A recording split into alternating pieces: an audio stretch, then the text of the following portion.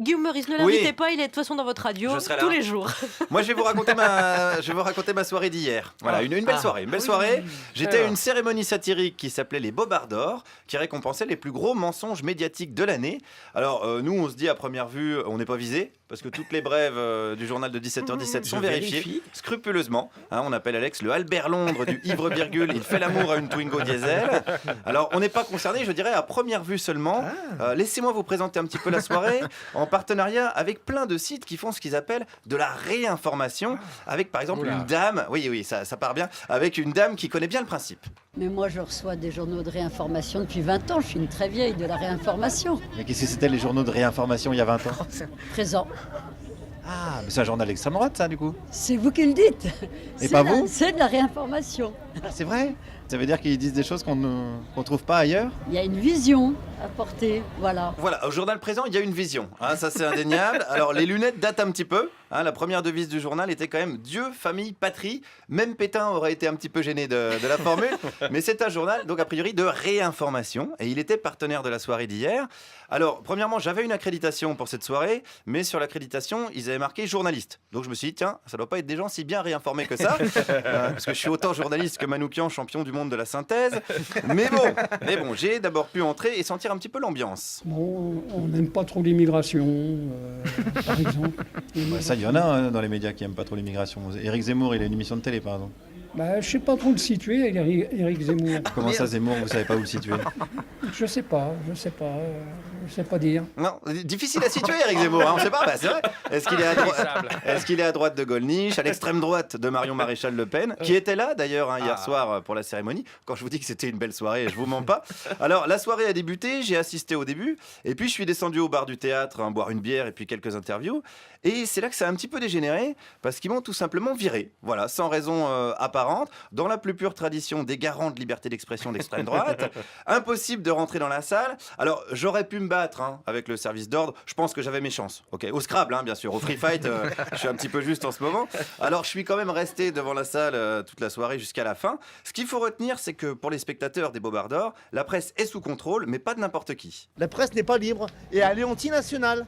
Elle n'est pas anti-marxiste, elle n'est pas anti-théorie de gauche. Vous trouvez ça vraiment? Je trouve que c'est une évidence. Regardez qui subventionne les médias en France et quelles sont les cibles des médias. Alors, bonne question. Qui subventionne les médias? On le sait. Que des marxistes-léninistes, le camarade Dassault, camarade Lagardère, le camarade Pigasse, enfin l'international du prolétariat ouvrier, quoi. Et quant aux cibles, c'est vrai que ce sont les nationalistes.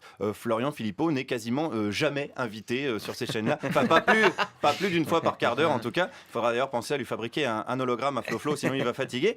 Donc, les médias rouges nous mentent. Exemple de Bobard pour cette dame. Par exemple, du petit Ayhan, le petit Syrien trouvé sur la côte turque. Ça, c'est un Bobard, ça?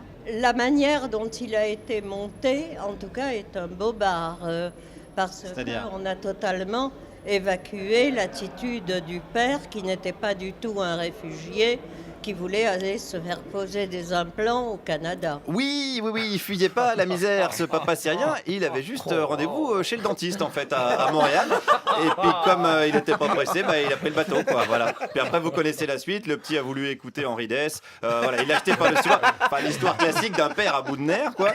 Alors, attendez, rigolez pas, parce que les humoristes de France Inter, et d'ailleurs, ont eu leur moment de gloire hier soir, puisqu'ils ont diffusé un clip avec plein d'extraits de nos chroniques, un petit compte rendu. Ils ont fait un bon tri, vous avez eu beaucoup de succès, c'est vrai. Moi? Oui, mais je me demande si vous n'avez pas eu un Bobard de bronze. J'ai eu un Bobard de bronze, moi? Oui, il me semble.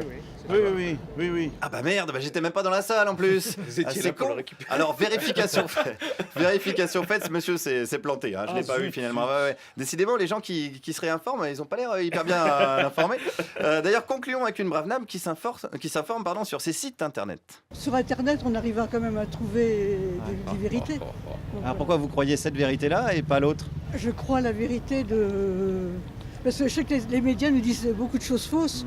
Donc, je suis toujours méfiante. Ces sites-là, ils vous disent que la vérité? J'espère que... Oui, si, j'espère qu'ils disent la vérité, parce que... Et s'ils disent pas la vérité, alors? je me suis fait tromper comme par les médias normaux. Ah bah merde alors. Si ça se trouve, va falloir commencer par réfléchir et faire un travail d'esprit critique.